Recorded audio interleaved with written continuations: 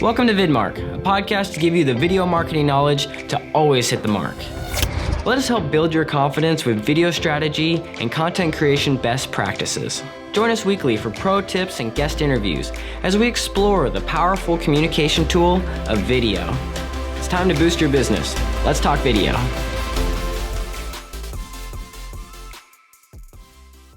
All right, welcome back to the VidMark podcast. I'm very excited to be joined by Lucas Pelton from Mom+POP Ltd. Lucas is the owner of Mom+POP Ltd.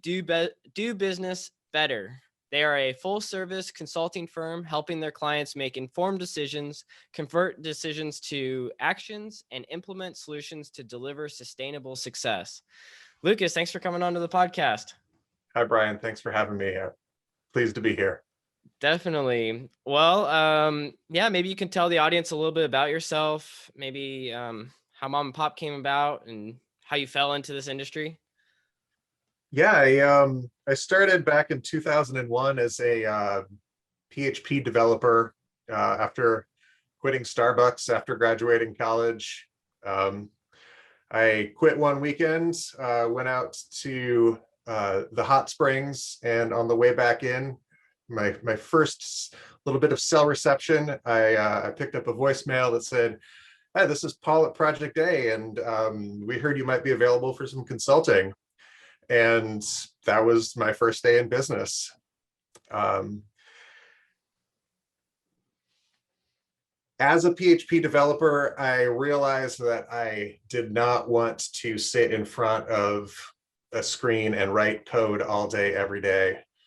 And so in order to avoid that, I started, I got my degree in computer science, but while I was in college, I made CD covers for my CD booklet from back in the day. And I was like, this graphic design thing is awesome. And so I really saw an opportunity as a developer to also have, leverage those design skills.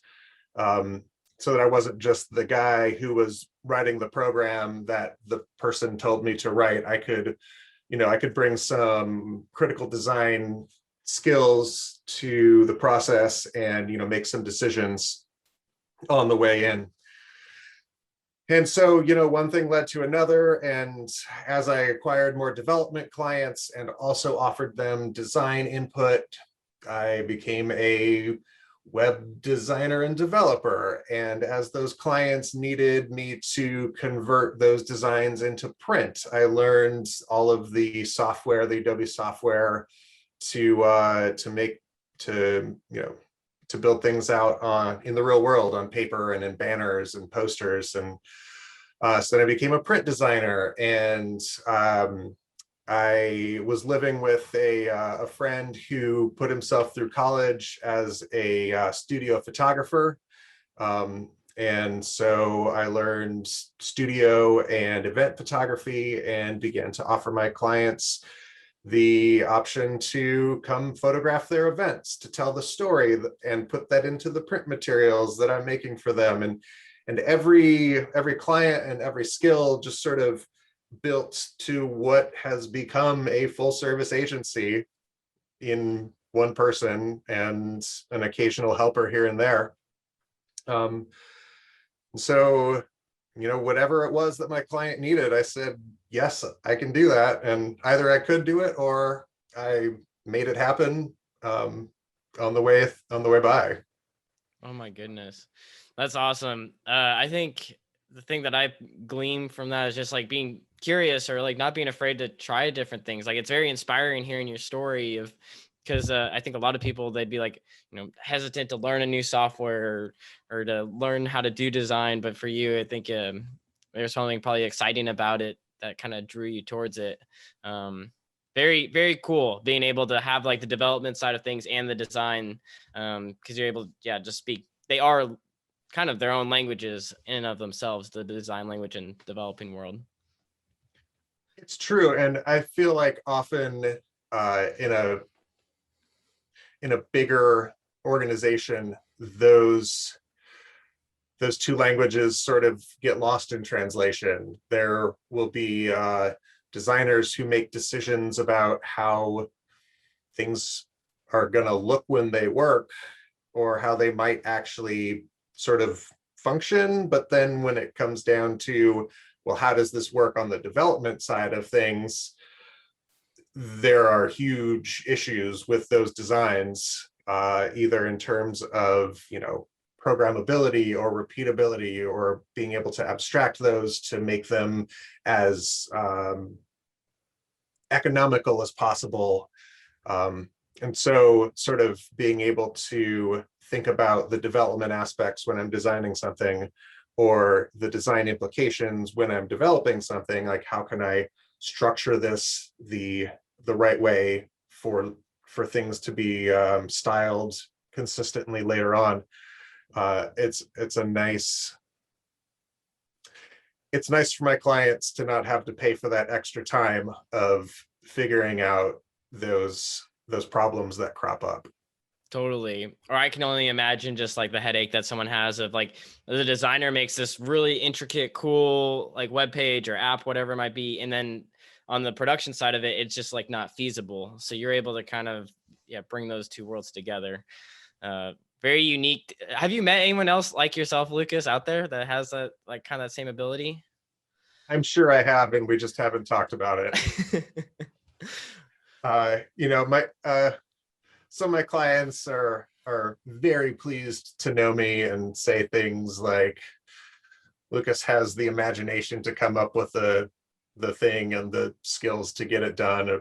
A unicorn indeed. And I feel flattered that somebody would say something like that. I am proud of the sort of range of skills that I have worked hard to acquire.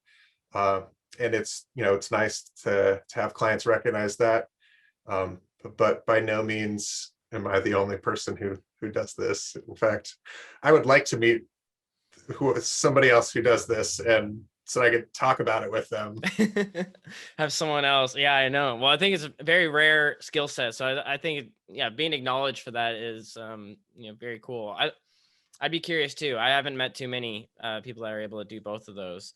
In fact, I need to also say thank you. You've helped me with my own website. So you've been able to kind of bridge those two gaps together. And so for those of you that are watching the new Tactus Media website, all thanks to Lucas for helping make that happen. So I Thanks really for the shout out. That was a really fun project. Yeah, no, that was awesome. Still always a work in progress, because those websites are just little tiny things that are being moved along all the time. But what are some of like your favorite projects to work on, just to give people that are tuning in, like, give them a sense? Because when we first met, I mean, you're kind of leveraging yourself as a person that could, if you have a problem, you're willing to just like kind of take it on, conceptualize it, at least get people to like a good spot. Are you still doing that? Maybe you can give some people some context. Yeah. I guess I sort of presented myself as a designer and developer, but in the end, the people that I want to talk to are small business owners. And at one point you said, how did we get here? How did we get to mom and pop? I've rebranded myself probably 4 or 5 times in the 20 years that I've been doing business. And I started out as saying I was a design group so that I could sound a little bit bigger than I am. And then I branded myself as just my name.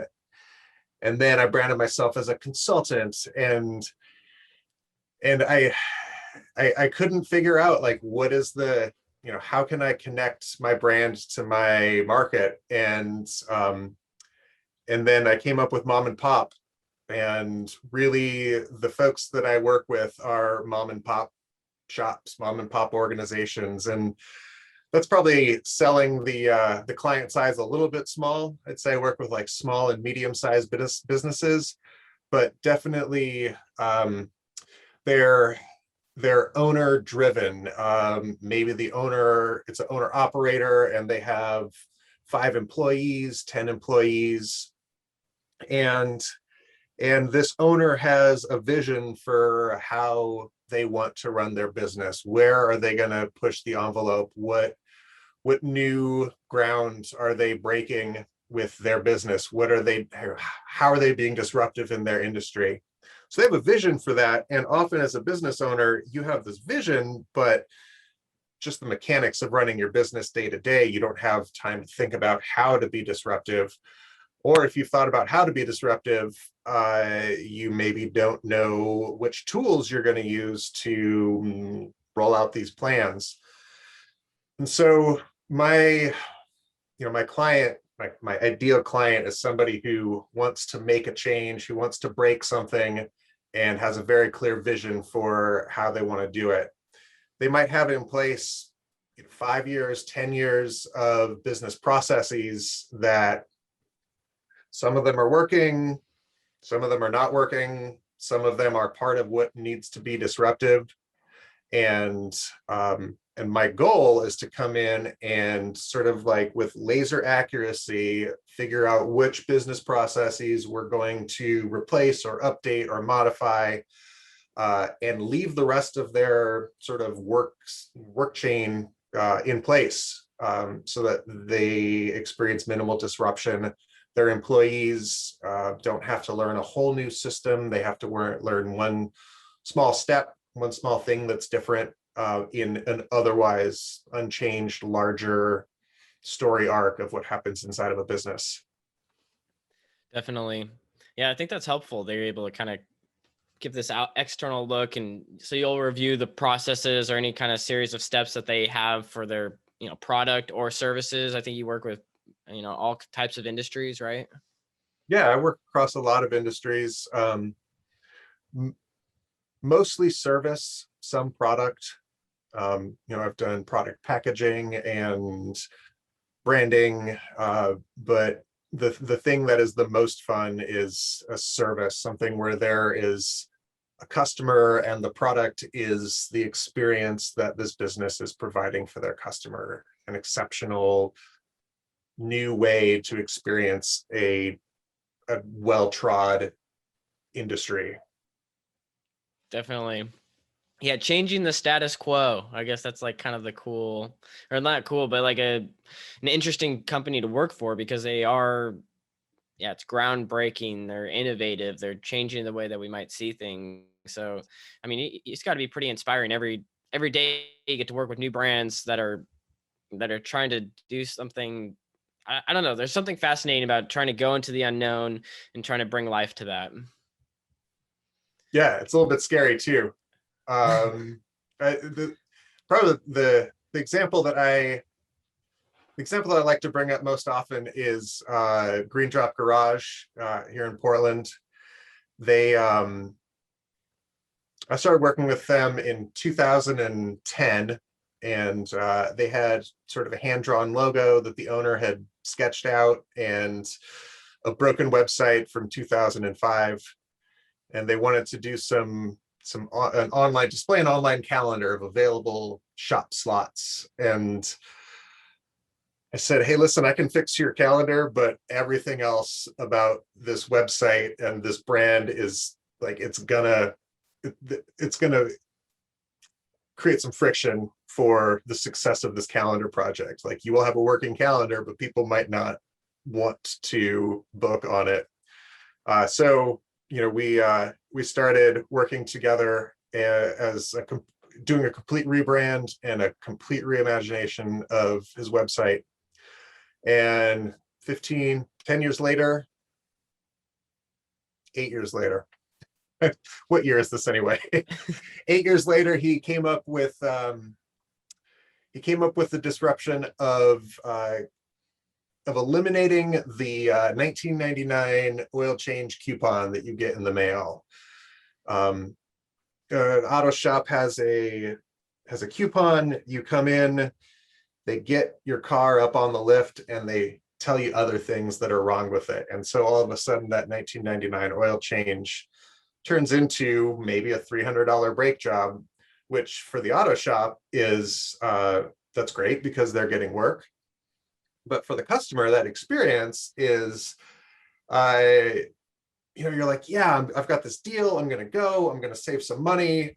and you end up spending $280 more than you imagined you were going to. And it's for something that keeps your car on the road and keeps you safe, but it's kind of a harsh experience to have to do that. And so what Farhad wanted to do was to change that customer experience and to change the expectations of why do you go to an auto repair shop and what is your expectation of the folks who are there. And so he converted his shop to membership billing, to a unlimited maintenance club. And for X dollars per month, you have all of your maintenance that is recommended by your manufacturers. It's all covered. Wipers, bulbs, tire rotation, oil changes, the basics that sort of keep your car safe and on the road. And you can bring your car in whenever you want. You have a smell, a noise, a sound. You're not worried about a diagnostic charge. Oh my gosh, is this going to be $80 for them to tell me that nothing's wrong or something's wrong or whatever? You are a member and you make a membership appointment, you come in and you get taken care of. And what that does is that creates a sense of belonging and a sense of the shop is going to keep me safe and keep me informed. They're not here to make a buck. They have to make money because they're a business, but they're here to keep my car on the road. And from the shop's perspective, that willingness of a customer to bring their car in no matter what, they might eat an hour of diagnostic time here and there, but when they tell the customer what's wrong with the car, why there's the sound or the smell, the customer is relieved that the shop has found the problem rather than scared that the shop is going to find a problem. And so the shop gets a much higher conversion rate on its repair recommendations because the customer wanted to get that thing fixed. And the other sort of benefit all around is that big problems, engine problems like explosions, transmission explosions, those are all caught before they happen, saving the massive repair bills and also potentially saving the car getting, thrown into the junk heap. So there ends up being a really nice, like larger cost savings as well as an ecological benefit to this model.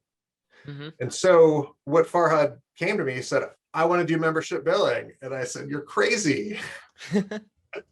I was scared for him to change the paradigm that much. But I mean, obviously we're going to do it because he wants to do it. And so, we worked together to name the product and to brand it and to package it and to message it. And all the time I'm on the outside of his business saying, here's where a customer might be dissatisfied. Here's where this process might fail, sort of playing the devil's advocate and figuring out failure points before they actually failed in real time. And saving that sort of like having to figure out what's happening later on down the road. So, we built the product, and then there's the digital infrastructure to run membership billing. How do you sign up? How do you get billed every month? How do you get messaged when your credit card has expired?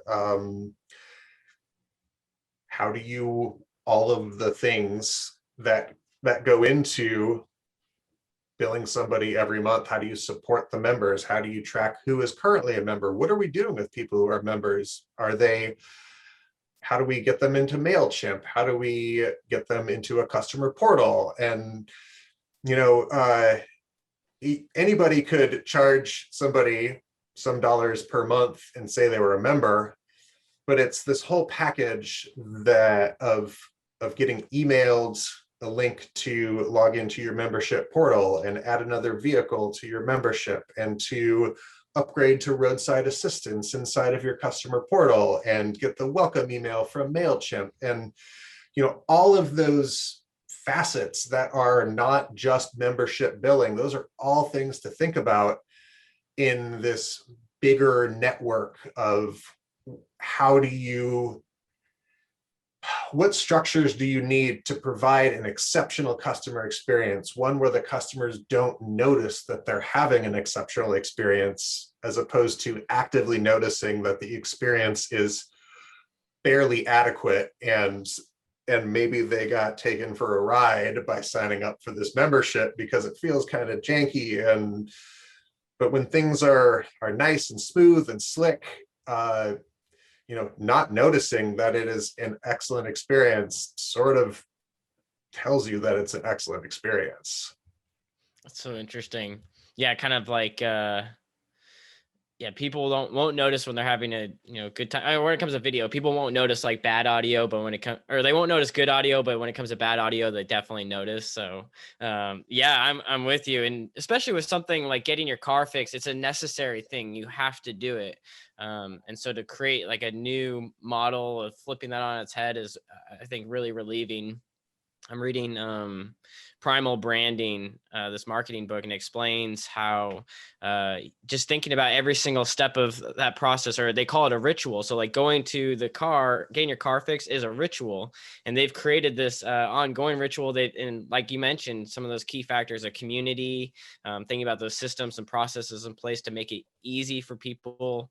I'm sure they have a way of sharing it with other people to make it really easy for them too. So like kind of considering all those factors, that's awesome that you were able to break that down and help them every step of the way. Especially because the membership is nice. It's a reoccurring revenue for the client. And it's as you said, very beautifully, like, peace of mind. You want them to find it rather than, the latter fact, which is, oh my gosh, now I have this huge bill that I wasn't even anticipating for this month. Well, that's pretty awesome. That went well. So building membership sites, maybe you can explain some of the other different types of sites that you've built out there. Not to put you on the spot or anything. Or unless you want to take it another route and talk about like kind of brand and how important brand is, because I know you're well versed and studied in branding. Let's talk about branding for a second. Cool. Yeah. What are some of the worst? Maybe we can start with the worst. That's always fun. What are some of the like really challenging brand? And you don't have to name names, but there's been some brands that have had a challenging time that you've been able to take them to another level. Just recently, I mean, you previously mentioned that one where they had just had like a hand-drawn logo.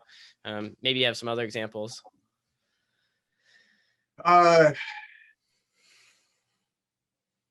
I guess my most recent project for brand positioning is with a mom and pop shop of a landscape designer, Pride and Joy Landscapes in Portland. And for a good number of years, 10 years probably, she'd been in business. Again, sort of with a hand sketched logo, and sort of like earthy and rootsy, and very sort of like labor oriented. She would come and do the pruning and the weeding and the garden installation, and her customers also started asking her for other things. Hey, like, what do you think we should do here? Rather than having their ideas, they started asking her to have her ideas. And she found that she was really into doing the consulting and she calls it garden therapy. That's awesome. And really ends up making really deep personal connections with people about their land and their house and how they want to see it and why it is this way. And most of the time they don't start by talking about the project. They start by talking about themselves, and she, learns all about her client, and really can, has this like sensing sort of relationship with them, and then converts that experience into a space. She converts like her perception of the clients into the space that they inhabit, and so like really understands who they are and what they want in order to best build a place that they want to be in, or that they would want to be in. But the problem that she came to me with was everybody sort of just, your new clients would experience her as a landscaper and not as a garden consultant. So she wanted to reposition her brand as some sort of, like going from a house framer to an architect. They both work on the same project. They just work on different ends of the project. And she wanted to really open up that sort of like architect end space in her business. And I came up with her job title as outside consultant, because she both works outdoors, and then there's that connection with bringing in an outside consultant into your business. Yeah. And she loved it. Her strap line ended up being all that and a bag of dirt. So sort of a little bit like cheeky, still approachable, friendly, but the redesign of the brand and of the website really just took it from, hey, I'm a gardener and here are my services, to I will design a space for you, and if you need help executing it, you can bring me in, to, me and my laborers in, now she has employees, you can bring us in to do it.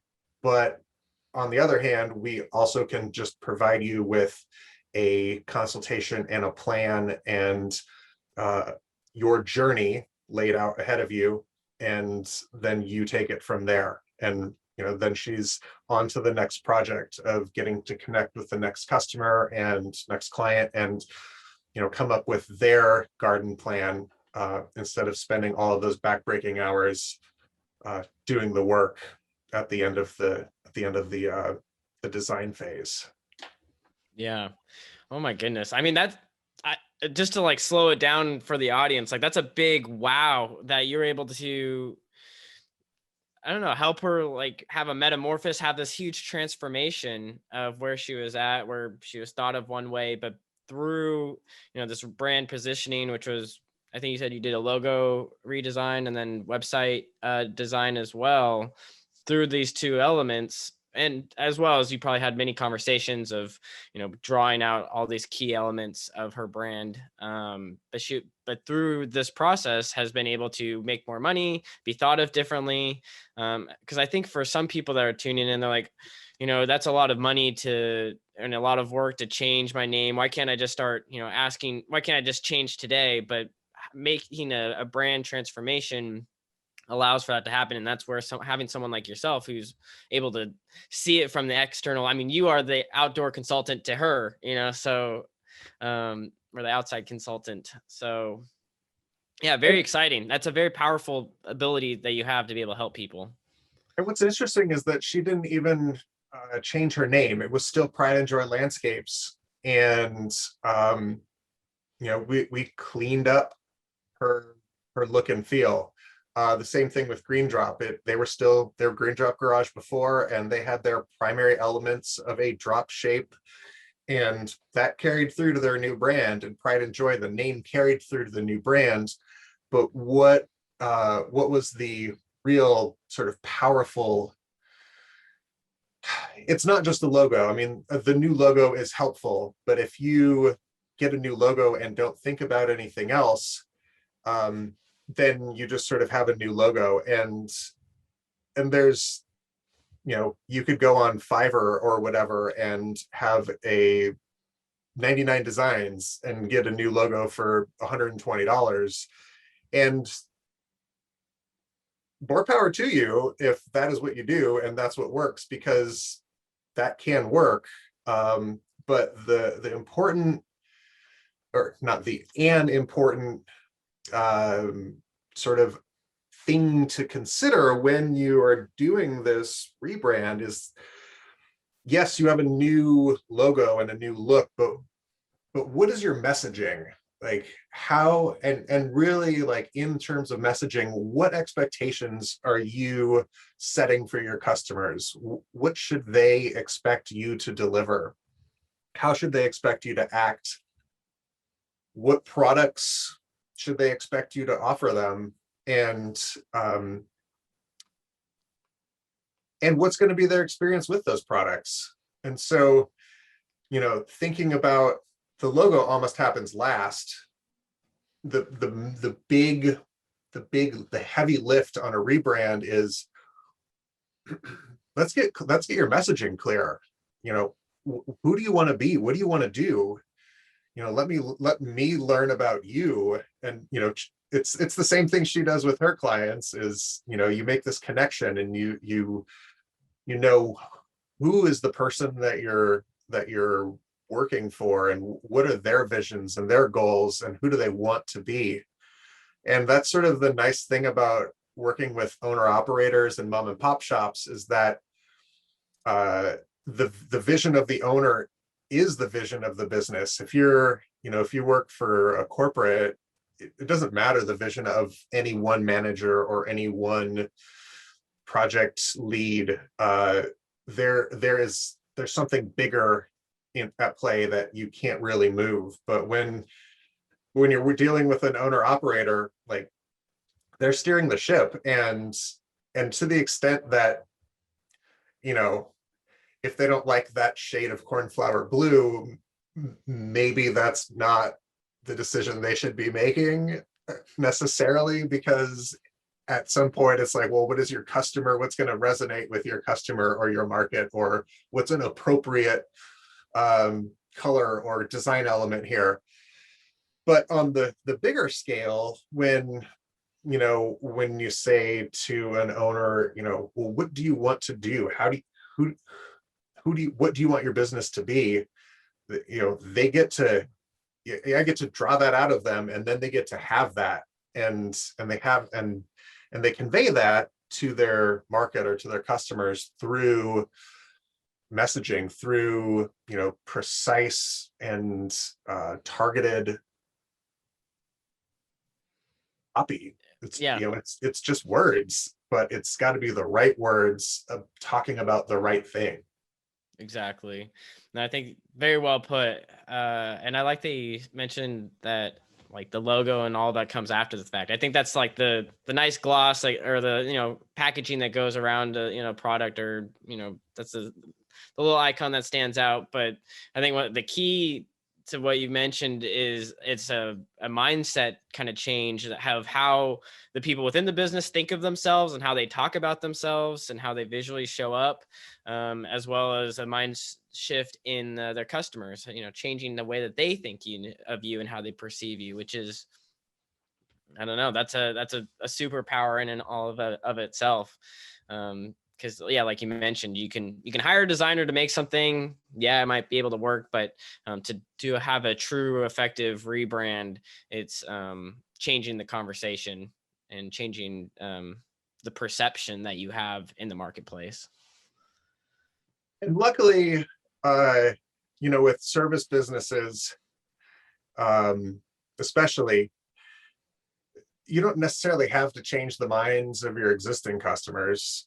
All you have to do is still be able to relate to them, right? You might lose a customer here and there because your prices have gone up, or because you seem too fancy.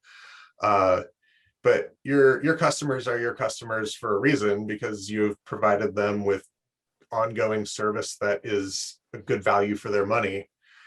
And really, you don't have to change any perceptions. You get to offer a new story to the new customers that you're bringing in. They don't know who you used to be, and they don't know what expectations they might have had of you if they had met you a month before. So it's nice that it's not so much friction. You're not trying to change the hearts and minds of anybody. You just need to make sure that this new story that's getting told resonates with the new brand and the new customers who they want to bring in.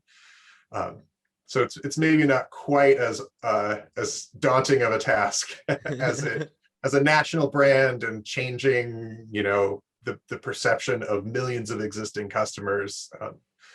Most existing customers don't necessarily even notice a rebrand because they're already coming to your business. They're already calling you. They're not in your acquisition pipeline anymore. They're in your existing customer pipeline. Yeah. I think that's really well put, and something that people probably don't think of. Like, yeah, if it's a new customer, you don't need to, give them the whole backstory. I think for some of these business owners that maybe have been doing things the same way for a long time, that's where they'll have to like maybe shift things. But yeah, very, very interesting. Yeah, I'm trying to think if there's any big like rebrands on like a national scale that we could address. The only one that comes to mind right now is like Burger King. I think they went back to like their old, they were just in the news recently for some negative press, but they went back to an old version of their logo. But I don't know. They're always trying different things, but it's interesting when there's brands that have been around for a while and they'll go into the archives to pull things out and use that as part of their new branding, which I don't know. Have you done that for any of the companies you've worked with? Have you like used like kind of retro stuff? If it might be tougher if they're a newer mom and pop shop, but if they've been around for 10 plus years, maybe there's something that from the archives from the 80s that kind of can be, put a new breath of life into it. No, I love the idea, and none of my clients have, or if they do have historical logos, they do not want to resurface them. That's funny. I think it is. I mean, I love the idea of the old informing the new. I mean, that's the ongoing circle of art and design. Like everything old becomes new again at some point. Like funky, like old music sounds get retread and made new again, and old art styles get new life breathed into them, like architecture. There's always something nouveau or neo thing, or something revival. Like the big movements always get revived, almost in the exact same order as they originally occurred. Like I know. there's a revival of one movement, and then right after that comes the same movement that came after it before. Yeah, what is it? Like history repeats itself is kind of that mantra. Yeah, even art history repeats itself, I guess.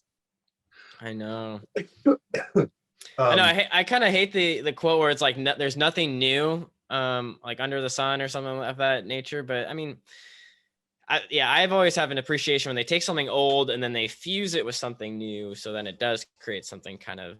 I don't have any examples that come right to mind, but I'm sure there's some of those art styles that have stood the test of time. But yeah, trying to. It's always interesting. That's why they have the term retro, I guess, is because it does become cool again. See if parachute pants make their way back into our day-to-day attire. don't be afraid. They will. They will. Don't be afraid. One of the two. Oh my gosh. We've been talking a lot about music. Have you done any branding with like musicians or bands? Oh, maybe back in high school, I had a friend who was just a music player, and she had some shows, and I made some posters. Very, very high school product, but no real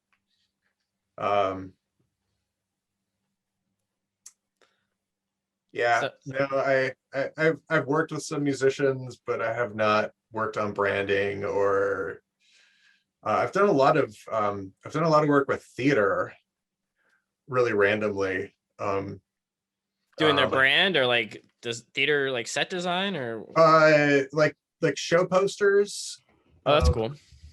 for uh at one point I the photographer that I had lived with, he and I did show posters for 2 solid years for a high school.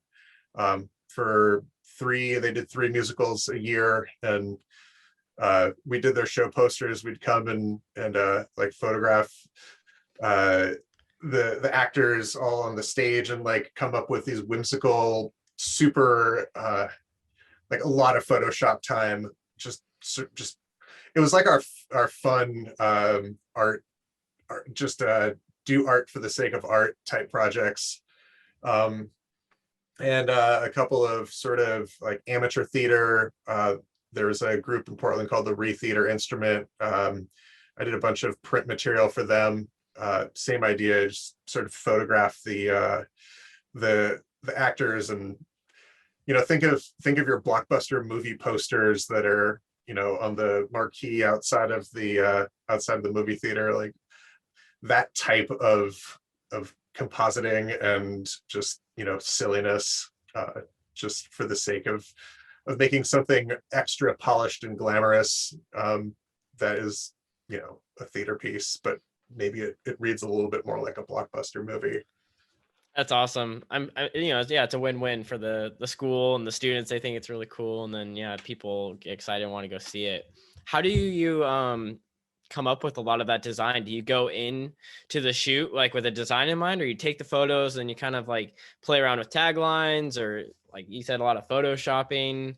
Do you have a method to your process? I'm a little bit more organic, like, hey, like let's just get some stuff and start playing around with it. But what's your Yeah, process like? that's a little more. I mean, the shots of the actors are going to be the shots of the actors, and I'm going to build a world around them. Um, so as long as the camera angle is right, like okay, this is going to be a New York City skyline looking up. I got to make sure that I'm a little bit shooting up on the actors, or so that the perspective doesn't become incongruous. But you know, really, it's you get your source material. Or I get my source material, and then sort of then you can work with the the creative at the other end and say, what are we even thinking? Like, what kind of story are we going to tell? And what scene are we going to build? And so it feels a little bit more organic. Yeah, that's awesome. And yeah, good skills along the way.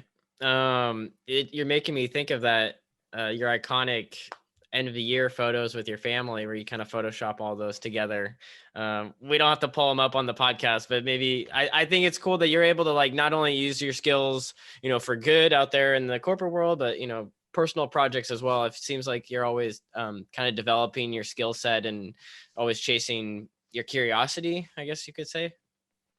Yeah, with the Christmas cards, it's more like I'm chasing my youth, when a project didn't have to be um, art directed and approved and meaningful. Like it's a fun project for the sake of doing the project. And I both really look forward to the Christmas card and dread it every year, because it's excruciating. It's like 20 hours of work when it's all said and done, between the sort of like shopping the ideas, like coming up with the idea takes a long time anyway. My wife and I come up and discard half a dozen narratives. And then there's the actual photo shoot and getting my kids to comply and not like pitch a fit. And then knocking out all of us and then building this world. One year I built a quilted world out of close-ups of felt and cotton, and we were all stealing felted candy from Santa Claus in a weird, just felted land.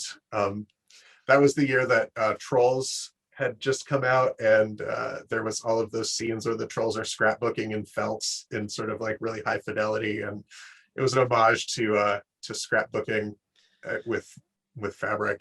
Oh man.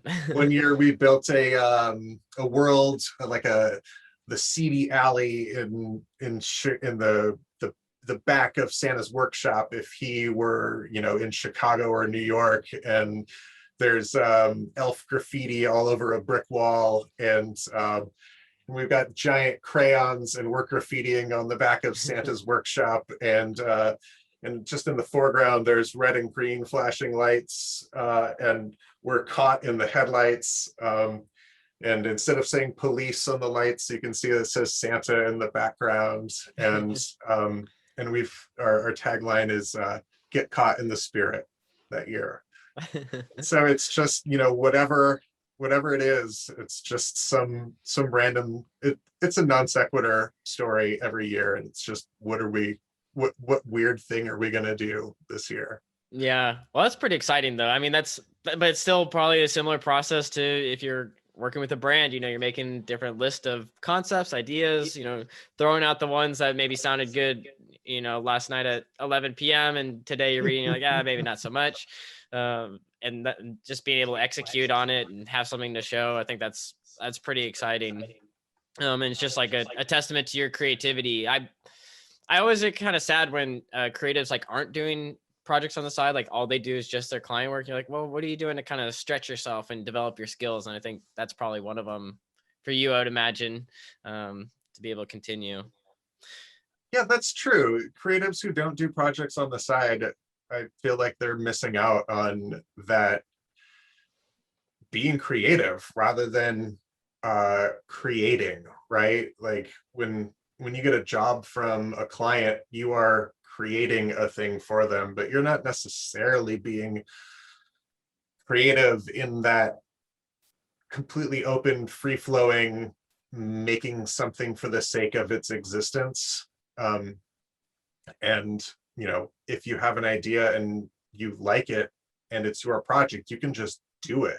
And there's something, to me, really satisfying about that. And I think you're right. Like if you don't get to just do a thing, if you're always beholden to somebody else's expectations, then you really are missing out on that experience of being creative in the, like, sort of the purest sense of that idea.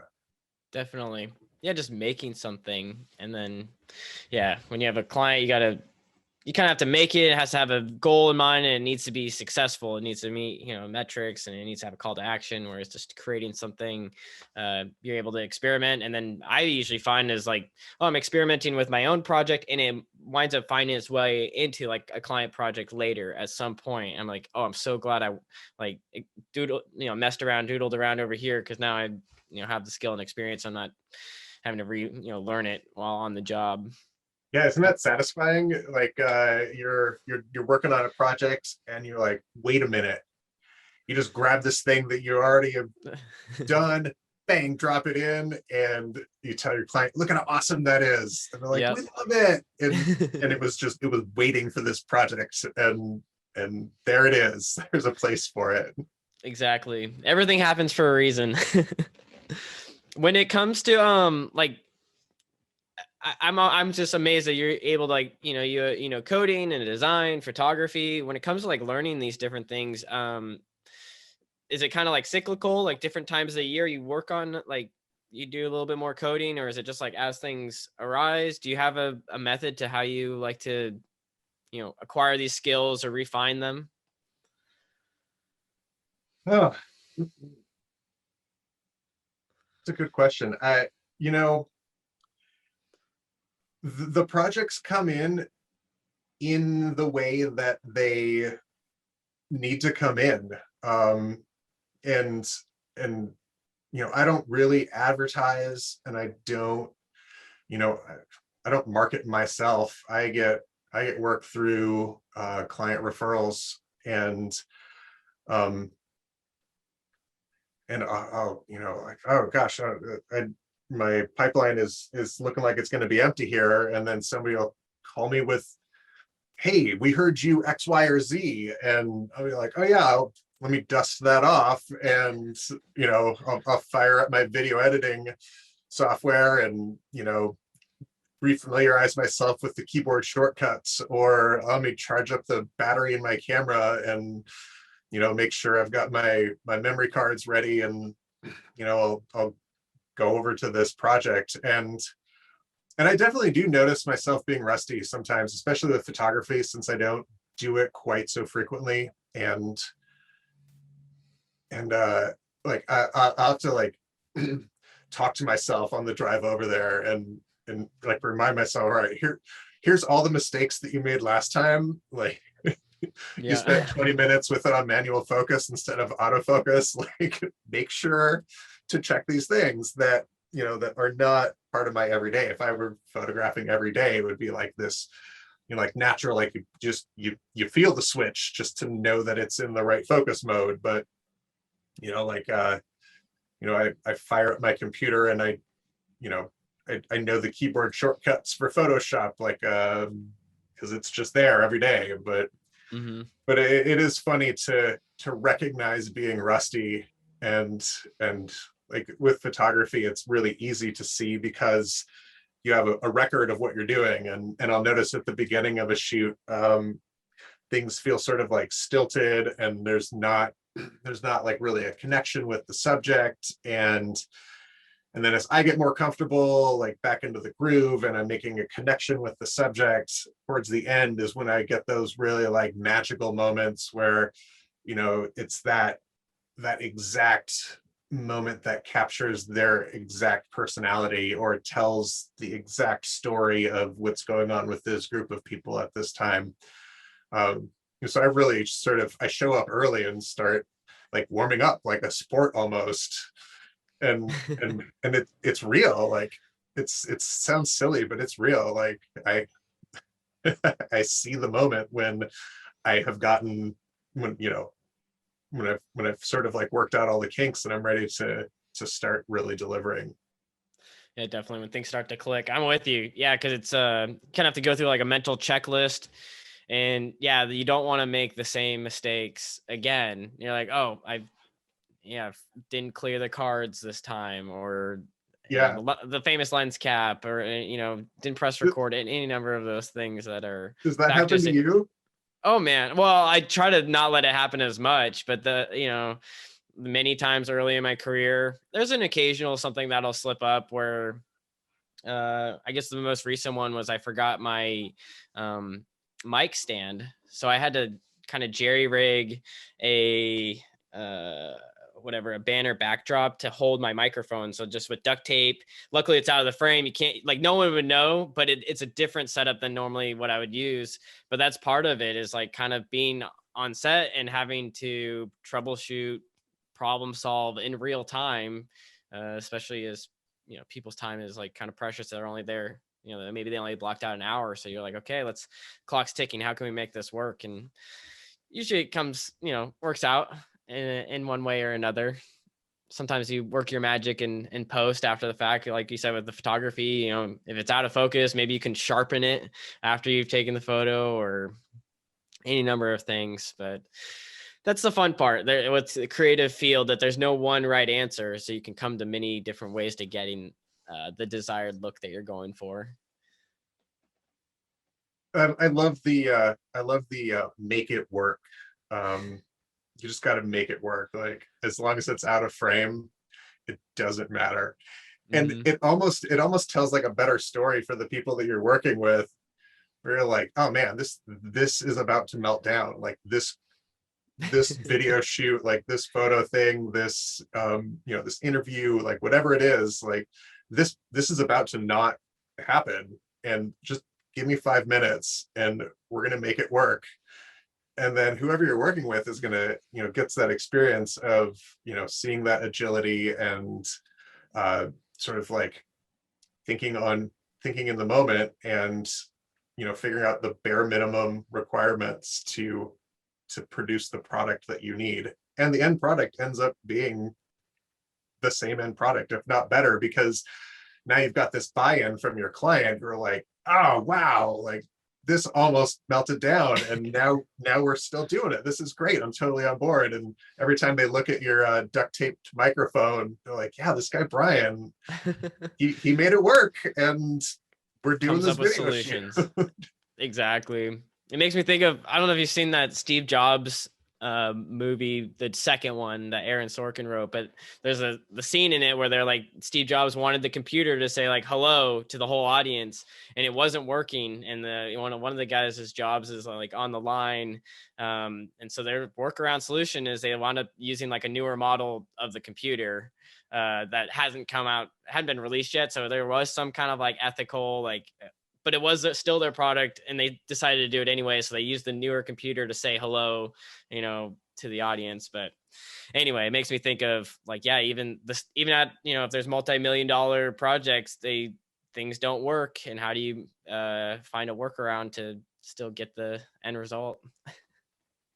And to some extent, like that philosophy is sort of applicable in, it's not just in like a video or photo or, production or presentation, like that idea, when you're looking at how are we gonna implement this idea that you have, this initiative that you want to do. One of my clients wanted to make Google Voice have a phone tree. And Google Voice doesn't support a phone tree, but he couldn't port his Google Voice number over to the company that had the phone tree. And so, we were on the line with all of the support people, and like, how can we make the phone tree company answer the phone in just the right number of rings so that Google Voice will accept it as the phone that gets that is properly answering. And it's like that make it work. And that, what is the one thing standing in the way of our success here, and how can we fix that one thing?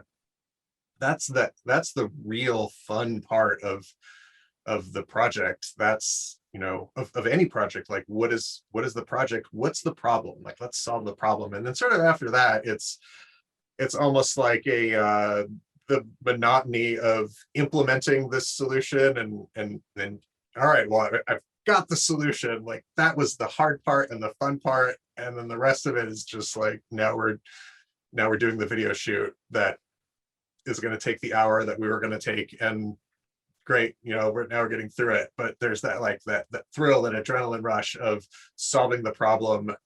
That is the actual work of the thing. Like, that's the value that you're bringing as Brian Cargill. You're like, I got duct tape and a microphone and a banner stand, and this is going to work. Like, that's why you're the one there doing that job, because once that problem is solved, it's there's not anybody could be there's there, a new one. like, There's a new one to there. solve. Yeah.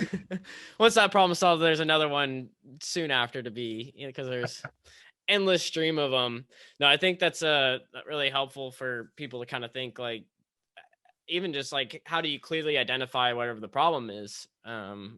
Some people, they might not even know what it is, and so having an external set of eyes, such as yourself, coming in to evaluate and assess and be like, oh, okay, maybe this is the problem, and then provide any number of solutions, especially solutions that might not even be on the company's radar.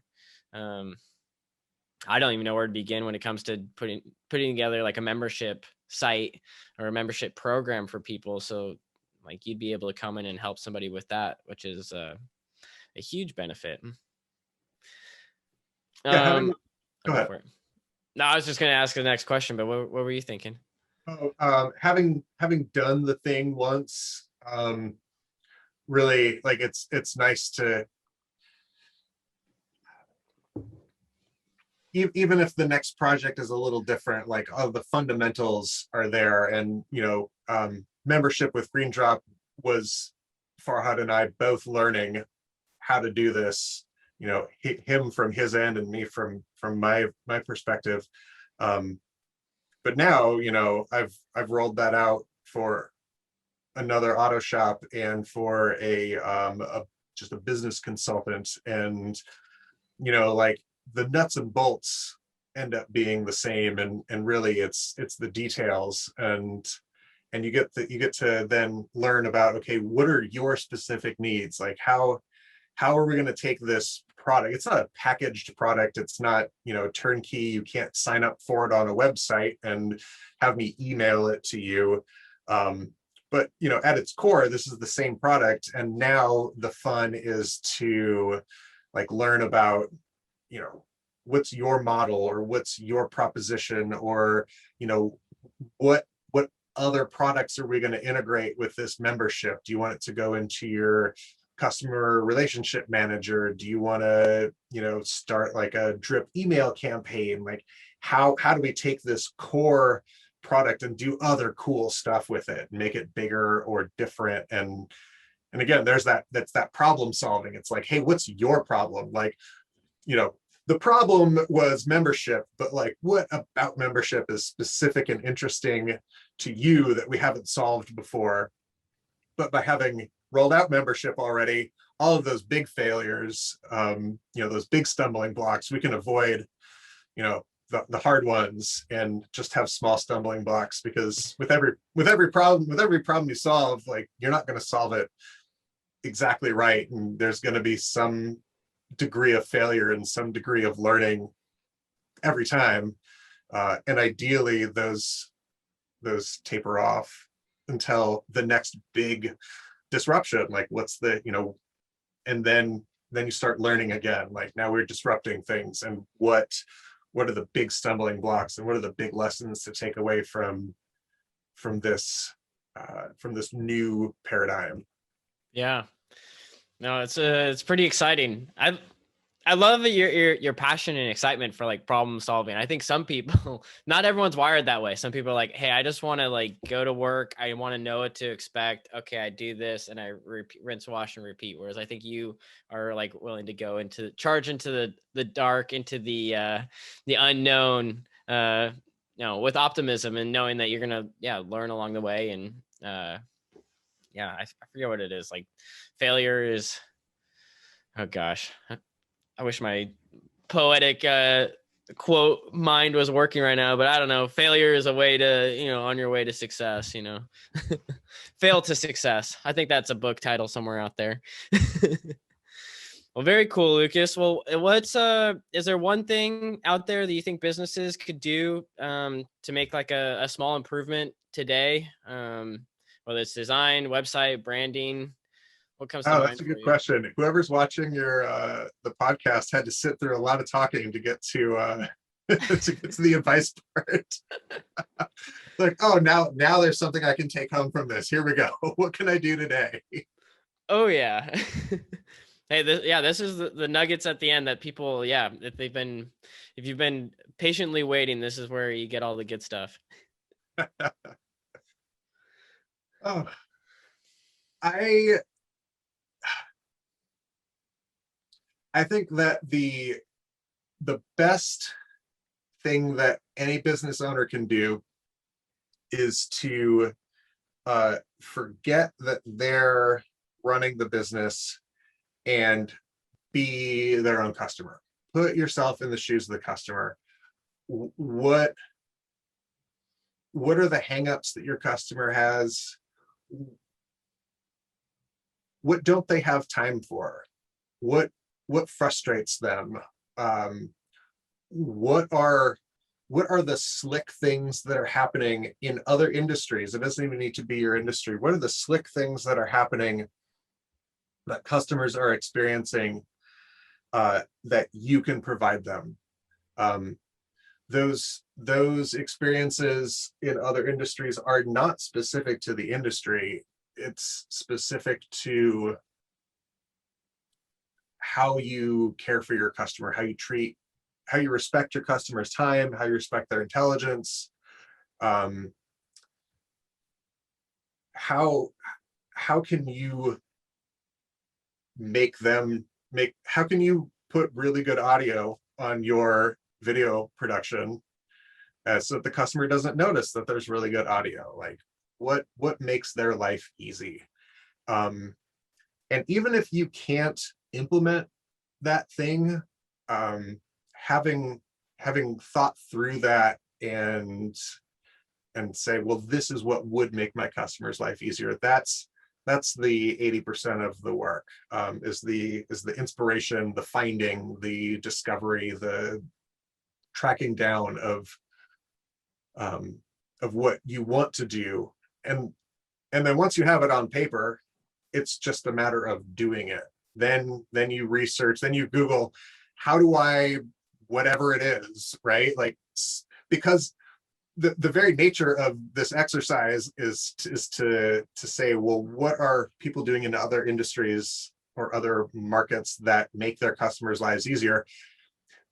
You automatically, somebody has already solved this problem, and there is a solution out there, and it's incumbent upon you to then find that solution, learn about the tools that are used to implement that solution, learn about the tools that are used to implement those tools. I mean, you can go down that rabbit hole, but those answers are all out there just waiting to be found.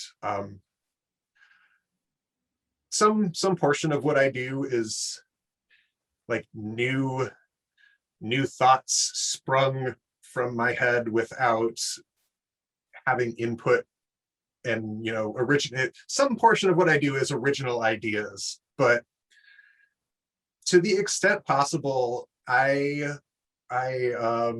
use existing tools. Existing tools that are industry standards. I don't reinvent the wheel. I don't do something that somebody can do better or has a dedicated 24/7 support team and it costs $9.95 a month for this product. Like, they have a secure login and a password reset, and all of these things already exist somewhere, and most of the time coming up with implementing this thing that somebody else has already done in another industry, implementing this thing for your customer. There are 2 or 3 products out there that collectively do that thing. And can you find them, and can you figure out how to make them talk to each other?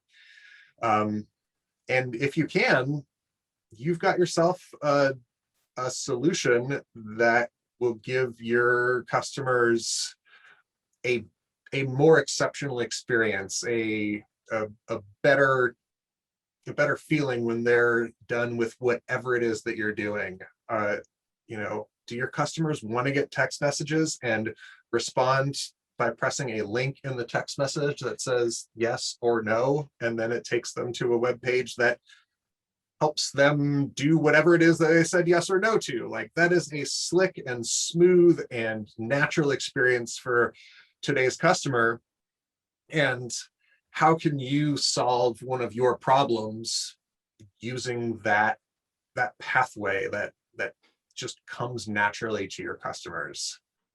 And Yeah. I don't know if that is one thing that a business owner can do, but that's like one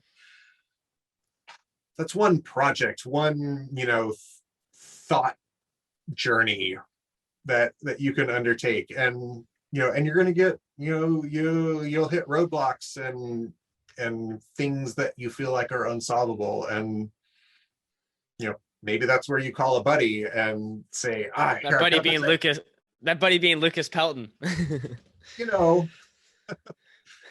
Yes, but call your buddy who knows you and knows your business, or call a networking, someone in your networking group, or someone in your circle of someone on your street that is also doing business. And like, they're not your competition, and if you share your ideas with them, they can make your ideas better. They can take your ideas and make their business better. Everybody gets buoyed by doing business better, and you get to share your inspiration and take inspiration from other people. And someone out there has a solution to that tiny problem that you're sticking on, and you might be the solution to a tiny problem that they're sticking on. And by engaging with folks in sort of like an open and collaborative manner, you're not going to do less business, or you're not generating competition. Everybody gets to do better and serve their customers better, when you are open and sharing and problem solving, because you've got a solution for somebody's problem and somebody has a solution for your problem, and as soon as you start talking about it, that will work its way out. Definitely. I think that's very well put. Yeah. I like that. The one thing to keep in mind is, yeah, your customer, and how do you make that experience better for them. And I think it's very insightful thinking. Yeah, I think it's really easy to get like siloed or like tunnel vision in your own industry or whatever your service or product is that you provide. But yeah, there's so many other business owners out there, that, yeah, having that collaboration, it's a win-win for both parties, because they're able to, bounce ideas, or see things that maybe they hadn't seen before. Yeah, because especially there's more solutions, more tools being designed every day, new apps, new ways of doing things. I think I've just incorporated like 2 new softwares this year, like a transcription one, and I can't remember the other one off the top of my head. I don't have these the examples on shorthand, but yeah, it's very exciting that there's so many changes and ways to be able to help support customers. Yeah, do you have any, that was a really good point that you brought up. Is there any future predictions that you have? This one's always, whatever comes to mind. If nothing comes to mind, that's fine. But what do you see for 2021? People getting more digital, any tools out there, anything people should have on their radar? I think that uh, quarantine and social distancing is going to have a profound impact on the public, your customers' expectations of delivery of services. While we are getting curbside pickup or delivery, or this sort of like non-contact level of service out of necessity, I think that is also putting on display how convenient it is to call ahead or place an order or do part of the work and then convert on that in sort of asynchronously and without necessarily requiring face-to-face contact. And not that I think that is necessarily a good thing. We're inherently social creatures, and for 40,000 years, our humanity has survived by being in contact and being part of each other's lives and being a community. And so certainly, there's absolutely a downside to withdrawing and placing your order online and getting it delivered to your door. You might, I see losing connection with the world, right? Like if you order groceries from the computer and they show up at your door, it takes away the recognition of the farmers who grew the food, and the manufacturers who process the food, and the workers who are at the store, and the people who are doing the delivery. Like, there's all of this humanity that is part of the machine of getting that, converting that mouse click to a bag of groceries at your door. Not to mention the sort of like ecological extraction. Like, yes, the farmers had to grow it, but what are the necessary conditions? Like, we need irrigation water, we need a climate that's predictable, we need pesticides to not be part of this picture. Like, and if you're just like, click groceries, food at the door, then maybe like all of a sudden like policies that are happening in your area that might not be supportive of human rights or the environment, like those just sort of start slipping by the wayside because you're not like part of engaging with all of the world. So absolutely, I feel like there is a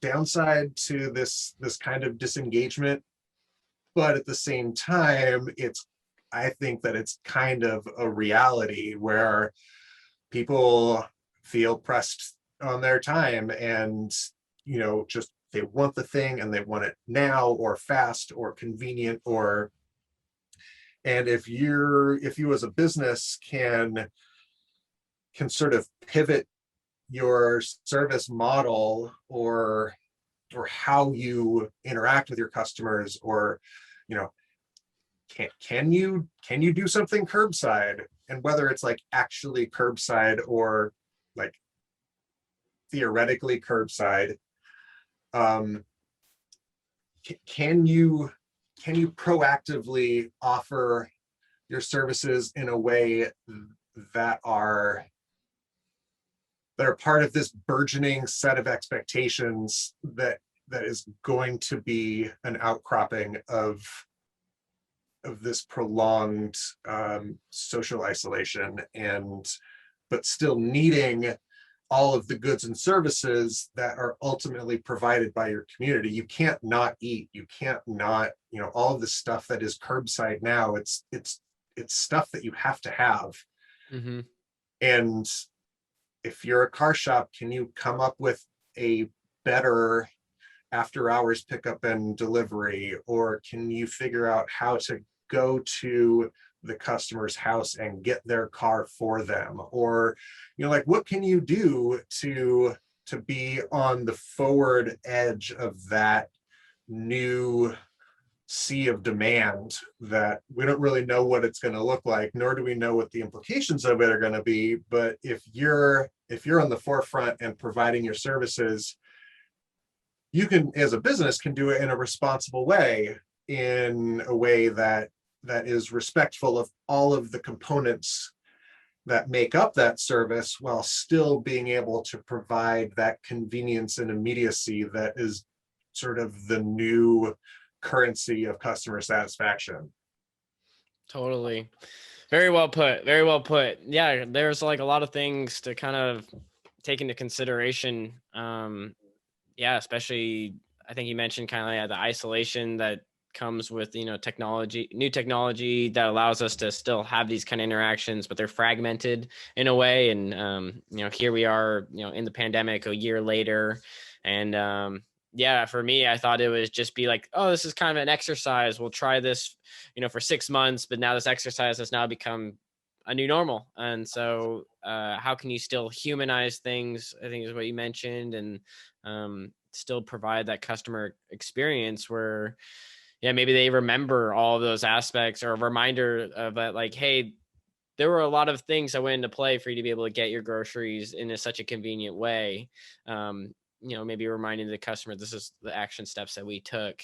And it doesn't have to be groceries. Yeah, it could be anything where it's at delivery, or that not instant gratification, but being able to just have quick access to different products or services.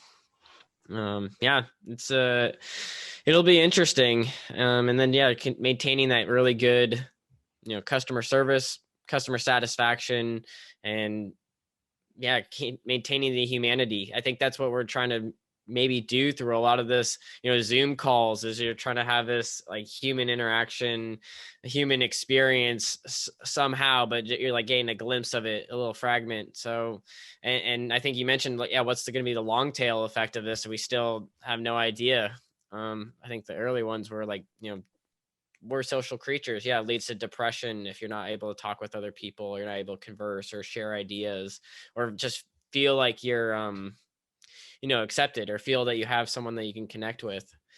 So crazy times, strange times, but it's nice that like businesses like your own and like myself, we're able to bring that kind of humanity to a brand. We're able to showcase a brand in the best light that, is able to reach through the computer screen and have an emotional connection with people. Kind of magical, I guess, in a way. the work that you do. So yeah, this has been awesome having you on the podcast, Lucas. Is there anything that we haven't really dove into that you want to talk about? We'll cover that next time you have me on. In the part 2. No, this has been awesome. We've been able to dive into a lot of different aspects of business, and I hope that people listening, if you've made it this far, you've gone through a lot of the backstory, some of our conversational banter, and hopefully gleaned a few solid nuggets from this. Everyone, please check out in the show description. I have the Mom and Pop website link, so please check out Mom and Pop. Can people just on there, they can just reach out to you via email? How do you best like to have people connect with you, Lucas? They could just pick up the phone and call me. So they'll say hello and they'll say, here's my problem. And I'll say, all right, let's talk about it. Let's do this. Yeah, that's Let's awesome. do this. That's exciting. So that you're able to help people in a lot of different capacities. Also have your LinkedIn and any other social channels that people can follow you on. Lucas, this has been a huge pleasure. Thank you so much for coming on the show. I want to acknowledge you, not only say thank you for helping with my own website, but just acknowledging the awesome work that you do out there. Your design elevates the community, elevates the world. And thank you for making the world a better place, Lucas. Thanks for those kind words, Brian. I appreciate that. Thanks for having me on your show. Definitely. All right. Until next time, everyone, make sure that your video marketing is hitting the mark. Until next time, see you, everybody. A cactus knows how to survive. It can endure scorching heat, limited rainfall, and defends itself against critters daily. Your business is no different. To survive harsh conditions, it's important to develop deep roots using media content that'll continuously nourish and support your marketing efforts day after day. Tactus Media is here to help you determine a strategy and create media content. Together, let's map out the next sequence of videos, podcasts, and social media to help your business thrive. Work with Tactus Media, media tactics that stick. Ouch! Visit tactusmedia.com to learn more.